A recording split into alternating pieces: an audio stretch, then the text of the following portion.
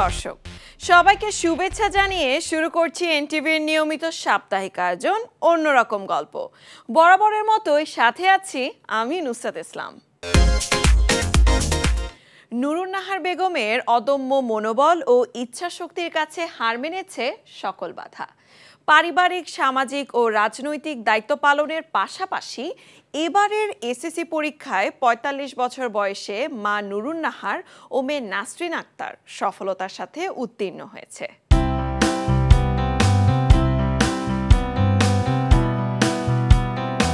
ব্রাহ্মণবাড়িয়া জেলার প্রত্যন্ত জনপদ চাতলপাড় ইউনিয়ন।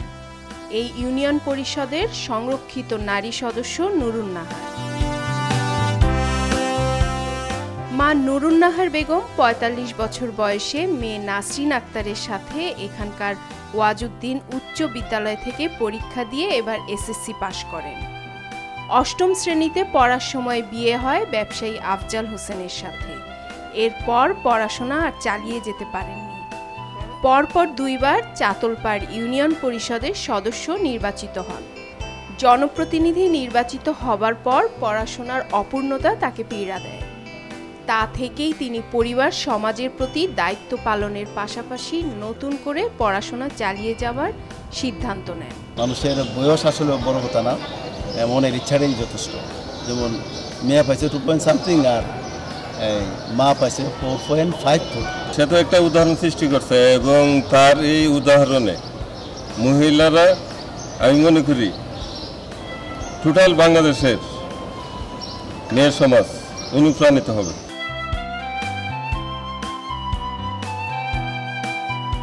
পড়াশোনার কোনো বয়স নেই, মায়ের এমন সাফল্যে খুশি সন্তান।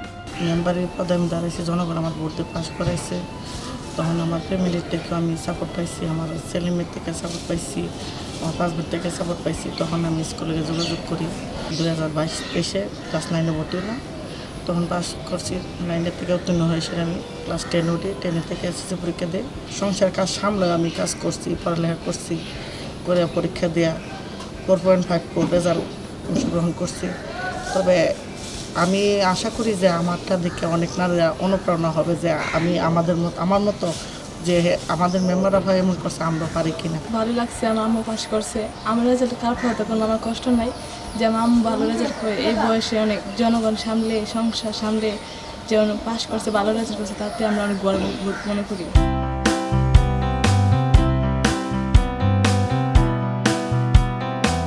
নুরুন নাহার বেগমের দৃষ্টান্ত থেকে শিক্ষা নিলে সমাজ উপকৃত হবে বলে মনে করছেন জনপ্রতিনিধি। আসলে এটা একটা বিরলই, কারণ সংসার জীবন চালাইছে, বাচ্চা কাচ্চারও সেই দায়িত্ব নেওয়া পারছে। তার স্বামীর থেকে সেই বাচ্চাদের প্রতি দায়িত্বশীল বেশি, আমি যেটুকু জানি। এবং সে তার যে এই সামাজিক রাজনৈতিক অবস্থানটা সে ধরে রাখছে, পাশাপাশি পরিষদের দায়িত্ব পালন করে, আবার সে নিজেও লেখাপড়া করা। এটা একটা বিশাল অর্জন। এটা খুব কম মেয়েদের বা কম পুরুষের মধ্যে এটা আছে। আমি মনে করি এটা আমাদের জন্য একটা শিক্ষণীয়, এবং এটা থেকে যদি আমরা শিক্ষা নিই, আমাদের সমাজ সংসার আরও পরিবর্তন হবে আমি মনে করি। তাদের সাফল্য সবাইকে উৎসাহিত করবে বলে জানান বিদ্যালয়ের প্রধান শিক্ষক। সে পূর্বে আমাদের সাথে ছিল, 8 পর্যন্ত পড়ার পরে তার ছোটোবেলায় বিয়ে দিয়ে দেয়। পরবর্তীতে তার সংসার হয়, সংসারের পর সে বিভিন্ন সমস্যা ছিল। এই সমস্যার কারণে পড়াশোনা তার সাথে করতে পারে না। পরবর্তীতে সেই স্কুলে আবার ভোকেশনাল শাখাতে, বয়সের কোনো ধরাবাঁধার নিয়ম ছিল না, শিথিল ছিল, তখন সে আবার ভর্তি হল। 45 বছর বয়সে সে এই এসএসসি ভোকেশনাল থেকে সে 4.54 পেয়ে সে অর্জন করছে। সে যে পরিশ্রম করছে তাকে আমি অসংখ্য ধন্যবাদ জানাই। এবং তার তার যে ফলাফল, এই ফলাফল দেখে অনেকে উৎসাহিত হয়ে এই কারিগরি শাখাতে ভর্তি হবে।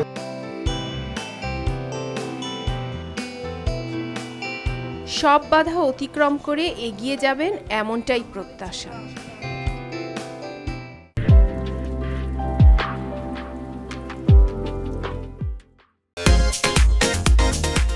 ভূমিহীন দিনমজুরের ছেলে ইয়াকুব আলী বাবার সাথে দিনমজুরের কাজ করেও এসএসসি পরীক্ষায় উত্তীর্ণ হয় জিপিএ 5 পেয়ে। অদম্য পরিশ্রম ও অধ্যাবসায় দিয়ে জয় করেছেন সকল বাধা।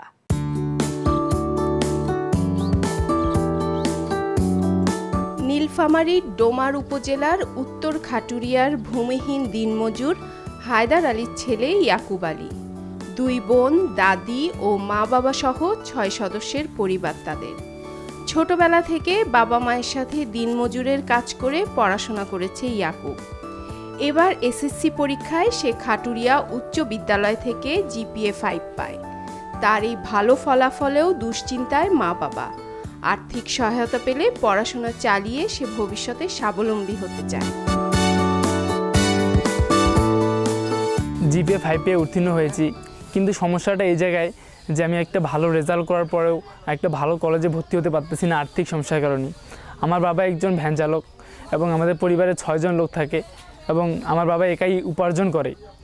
তিনার পক্ষে আমাকে লেখাপড়াটা রেগুলারলি করা সম্ভব হচ্ছে না। আমার স্বপ্ন আছে আমি একজন দক্ষ প্রকৌশলী হব, কিন্তু পারিবারিক আর্থিক সমস্যার কারণে আমার পড়ালেখাটা করানো সম্ভব হচ্ছে না আমার বাবার পক্ষে। আমার কষ্ট, আমার গরিব সংসার, আমি চলতে পারি না, আমার ছেলের লেখাপড়ার সাহায্য দিবার পারি না। যদি এমন কোনো ব্যক্তি যদি সাহায্য করে তাহলে আমাদের সুখ খুব ভালো হইতো আর কি।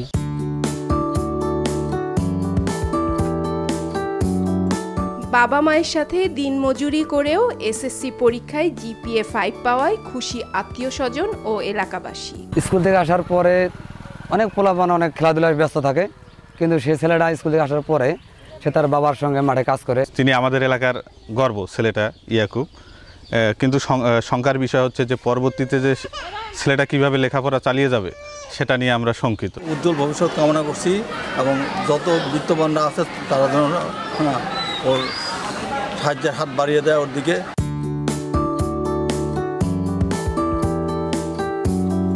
আর্থিক সমস্যার কারণে কোনো মেধাবী শিক্ষার্থীর পড়াশোনা যেন বাধাগ্রস্ত না হয় সে আশ্বাস দেন উপজেলা নির্বাহী কর্মকর্তা।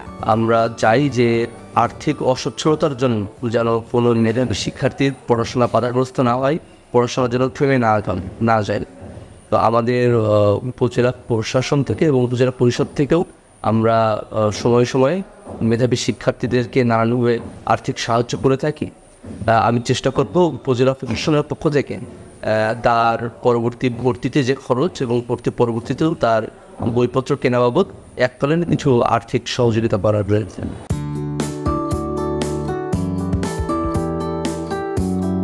অধ্যাবসায় ও মেধা দিয়ে জয় করবেন সব বাধা, এমন আশা শুভাকাঙ্ক্ষীদের।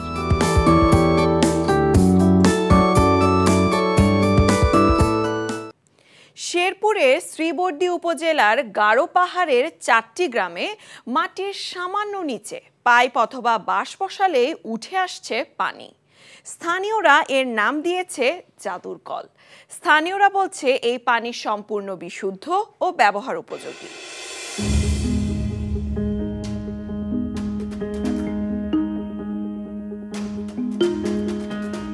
শেরপুরে শ্রীবর্দীর গারো পাহাড়ে 4টি গ্রামে সামান্য খনন করলেই প্রাকৃতিক উৎস থেকে পানি পাওয়া যায়। বিদ্যুৎ বা জেনারেটর ছাড়াই মাটির নিচ থেকে উঠে আসছে বিশুদ্ধ পানি। এছাড়াও দীর্ঘদিন ধরে এই পানি পান করে আসা মানুষকে রোগাক্রান্ত হতে দেখা যায়। শুধু পানির পানিই নয়, এই পানি দিয়ে চলছে 4 গ্রামের 1,500 একর জমিতে চাষাবাদ। এই পানি দিয়ে 3টি ফসল ঘরে তুলেছেন স্থানীয় পাহাড়ি বাঙালি পরিবার ও নৃগোষ্ঠীভুক্ত মানুষেরা। স্থানীয় নৃগোষ্ঠীর মানুষেরা ঈশ্বরের আশীর্বাদ হিসেবেই দেখছেন, তাই তাদের এই পানির কলের পরিচিতি হয়েছে জাদুর কল। পানি দিয়ে আবাদ করে, তারপরে খায়, স্নান করে, সব কিছু জন্য করে ফলে আর কি। আবাদি জমির জন্য কাজে লাগে এবং পানি খাওয়ার জন্য, পানির জন্য, ব্যবহারের জন্য কাজে লাগে, এইটুকু। কলের মুখ আটকানোর কোনো ব্যবস্থা নেই, ফলে এই পানি সারা বছর ধরেই পড়ছে। অপচয় হচ্ছে সুপেয় এই বিশুদ্ধ পানির। এই পানি সংরক্ষণের জন্য একটি স্বেচ্ছাসেবী প্রতিষ্ঠান কয়েকটি ট্যাঙ্ক নির্মাণ করলেও রক্ষণাবেক্ষণের ব্যবস্থা না থাকায় সেগুলো রয়েছে পরিত্যক্ত অবস্থায়।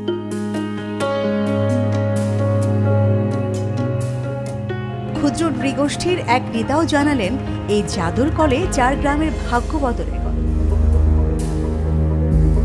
আমরা যে ইরিগেশন করি, এই ইরিগেশনের জন্য পানি যখন আমরা পাই না, তখন একটা মানে আমরা চেষ্টা করেছি যে এখানে কোনো কিছু করা যায়। করার পরে তখন একটা বোরিংয়ের চেষ্টা করা হয়। বোরিং করাতে এই পানি আর ওখানে কোনো পাইপের দরকার হয় না। আপনাদেরকে বোরিং করিয়া ধরেন 15 ফিট বা 20 ফিট পাইপ দিয়া ওখানে রেখে দেওয়ার পরে পানি আপনা থেকে উৎস হয়ে ওই পানি হয়। ওই পানি দিয়ে হলে আমরা চাষাবাদ করি।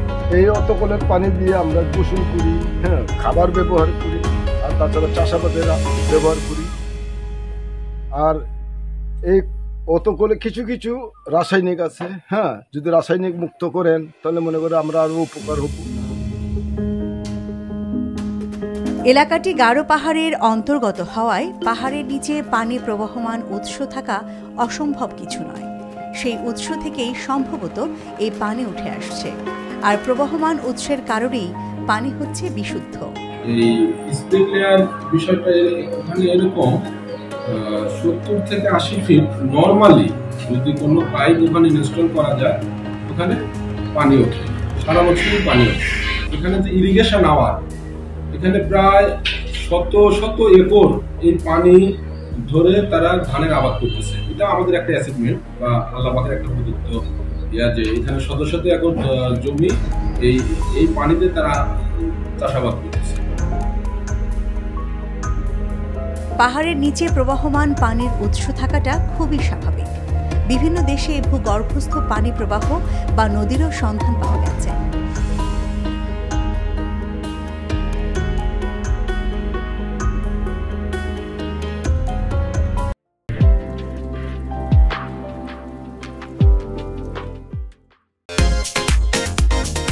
বিনোদ কুমার নামে এক ভারতীয় নাক দিয়ে কম্পিউটারে ইংরেজি অক্ষর টাইপ করে ভাঙলেন নিজের গড়া রেকর্ড। এদিকে ইটালিতে আয়োজন করা হয়েছে মাথা দিয়ে আখরোট ভাঙার প্রতিযোগিতা। 1 মিনিটে যে সবচেয়ে বেশি আখরোট ভাঙতে পারবে সেই হবে বিজয়ী। ওদিকে ক্লাউন ডে উপলক্ষে পেরুর রাজধানী লিমায় দেখা গেল রং বেরঙের পোশাক পরে সেজে গুজে হাজারো মানুষ নেমে আসে রাস্তায়। বিশ্বের বিভিন্ন জায়গায় ঘটে যাওয়া এমন চমকপ্রদ ঘটনা নিয়ে রয়েছে একটি প্রতিবেদন।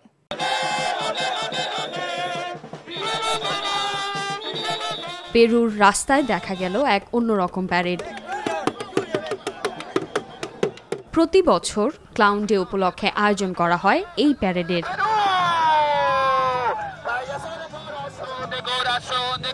রং বেরঙের কাপড়, অদ্ভুত মেকআপ আর লাল নাক পরে বহু মানুষকে জড়ো হতে দেখা যায় ভিন্ন ধারার এই প্যারেডে অংশ নিতে।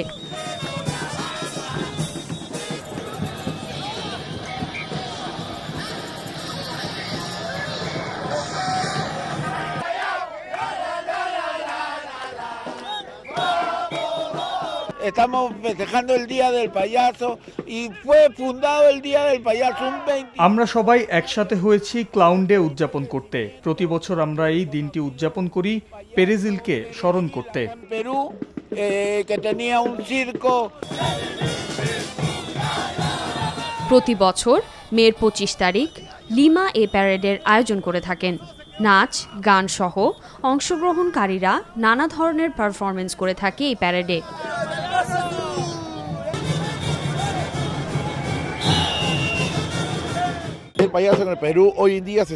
এই দিবসটি আমাদের জন্য অনেক গুরুত্বপূর্ণ। এই দিনটি আমাদের ইতিহাসে অনেক জরুরি ভূমিকা রাখে।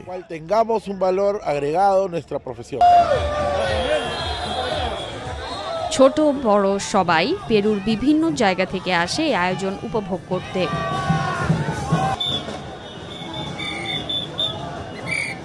পেরুতে প্রায় 2 লাখ পর্যটকের সমাগমে এক অন্যরকম চিত্র দেখা যায় ক্লাউন ডের দিনে।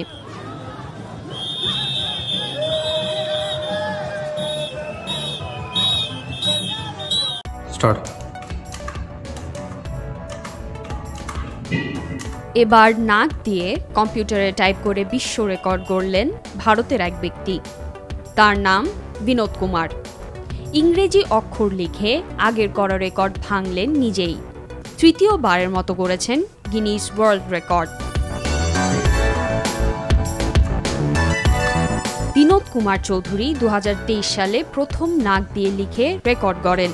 ওই সময় তিনি 27.80 সেকেন্ডে ইংরেজি অক্ষরগুলো লিখেছিলেন। পরে একই বছর তিনি 26.73 সেকেন্ডে লিখে আগের রেকর্ড ভাঙেন। এবার তিনি ইংরেজি অক্ষর লিখতে সময় নিয়েছেন 25.66 সেকেন্ড। বিনোদ সামাজিক যোগাযোগ মাধ্যমে লিখেছেন, রেকর্ড গড়তে তিনি নাক দিয়ে লিখতে গিয়ে মাঝে মধ্যে তার মাথা ঘুরে উঠত যাতে তিনি চোখে তারা দেখতেন। প্রতিটি অক্ষর লেখার সময় মাঝখানে জায়গা রাখতে আরেকটি বাটন চাপতে হয় তাকে। বিনোদ আরও বলেন, তিনি সব সময় নতুন রেকর্ড গড়ার দিকে তাকিয়ে থাকতেন। তার স্বপ্ন হচ্ছে সাবেক ভারতীয় ক্রিকেট তারকা সচিন টেন্ডুলকারের মতো রেকর্ড ভেঙে রেকর্ড গড়ার।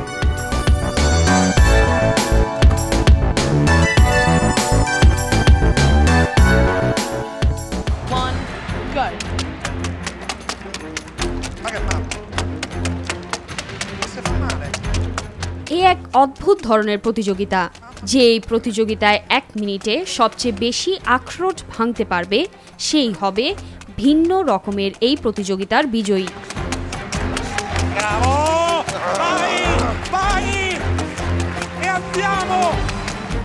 একটি লম্বা টেবিলের উপরে সরাসরি আখরোট রেখে নিজের মাথা দিয়ে ঝড়ের গতিতে ভেঙে চলেছেন 2 প্রতিযোগী।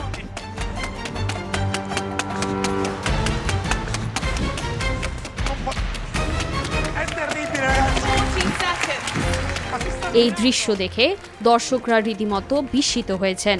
2 দেশের 2 প্রতিযোগী, একজন নবীন কুমার যিনি ভারতের নাগরিক, আরেকজন পাকিস্তানের মোহাম্মদ রশিদ। ইতালিতে আয়োজন করা হয় আখরোট ভাঙার এই প্রতিযোগিতার। নবীনের আখরোট ভাঙার সংখ্যা ছিল 239টি এবং মোহাম্মদ 250টি আখরোট ভেঙে গড়ে বিশ্ব রেকর্ড।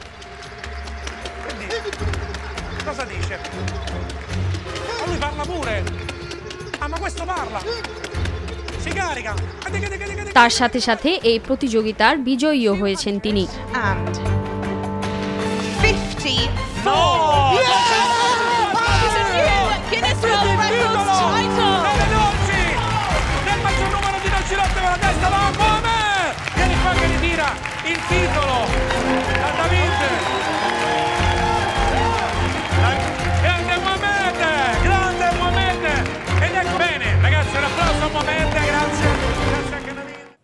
চলে এলাম একেবারে শেষে।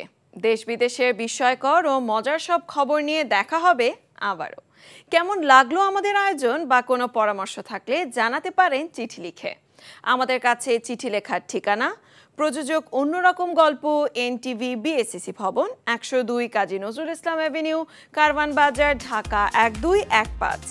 দেখা হবে আবারও আগামী সপ্তাহে বুধবার সন্ধ্যা 6টা 45 মিনিটে। সে পর্যন্ত ভালো থাকুন, সুস্থ ও নিরাপদে থাকুন।